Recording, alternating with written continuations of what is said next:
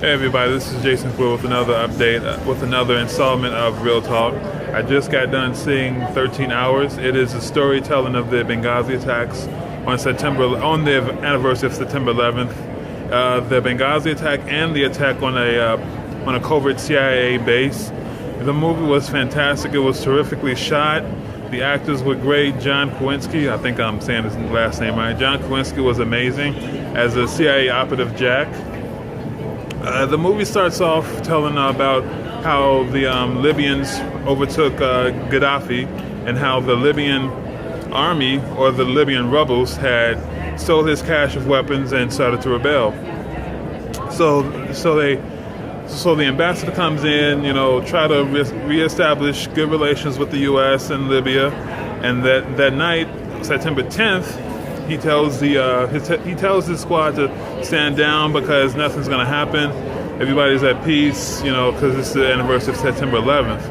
That kind of reminds me of the Tet Offensive that they had in Vietnam. I'm not that old. I wasn't in Vietnam. I'm not old enough to even know about Vietnam, but I have watched documentaries, but that's beside the point.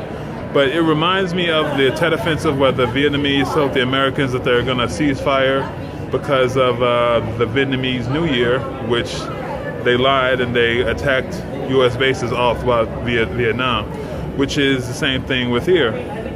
With this movie, they led the Americans to believe that they're not going to attack, and they did. They attacked the ambassador's base. Well, it wasn't even a base. It wasn't an embassy. It was just a fortified mansion, to be honest. It was a fortified mansion with two security guards, and Libyan forces. So that night, there was this group of Libyan soldiers meeting with the security of the mansion, and they don't really tell you what happened, but that some really strange dealings was going on between the ambassador's security force and the Libyan rebels. So that night, all the Libyan forces leave the American bases, leave the ambassador, and then they attack. The attack scenes was amazing. It was incredibly shot. Big thumbs up for Michael Bay for this one. But there was one scene where a mortar shell was coming in on the base. It kind of reminds me of a certain scene in Pearl Harbor, but I'm not going to get into that. But the movie was good. There were some points where you kind of felt like, is this Hollywood or did this actually happen? So you can't really tell which is which. But overall, the story has to be good because it actually happened.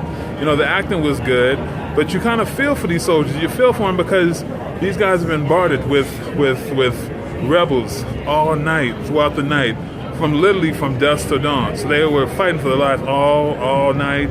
You kind of feel for them, but you can't help but get aggravated at the U.S. Army because there was so much jurisdiction bullshit. Like when the ambassador was being attacked, they had to wait for jurisdictions to get cleared up. Who can go after who can go protect him because they're technically not supposed to be there, so they can't really go into the base and try to protect them. So it was a lot of jurisdictional nonsense that was going on.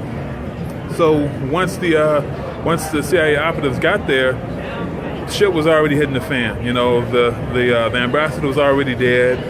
They went and tried to help out at the mansion, but another thing that was kind of shady was after the initial attack on the mansion, all these friendly civilians tried to come up and tried to help, but to me that was one of the confusing parts about it because you didn't know who was a friendly and who wasn't, because it was like they was with them trying to fight off the rebels. The civilians were trying to fight off the rebels with the Americans, but after they left the embassy, left the mansion, and went to the CIA operative base, they disappeared. So you're like, okay, were they with us or were they against us? So they never really made that part clear, but it was just, the story was good, the dialogue was good, the characters were well developed. I surely liked it. It was really good. It unlike American Sniper and Hurt Locker, these soldiers was like, screw this. After this, I'm done. So it was like after that, they was like, I'm done. But unlike American Sniper and The Hurt Locker, where they constantly kept going back to the war, back and back and back, these guys are like, I'm done. So after the movie, they have a little bio of all of the CIA operatives that was there, and half of them retired. They are no longer in the service, or they say that they're no longer in the service. But yeah, my conclusion is it's a good movie. Some parts were kind of confusing, so I give it a B. So this is Jason Quill with Real Talk, and I will see you later. And if you like my review, please comment below and subscribe. All right, see you later. Bye.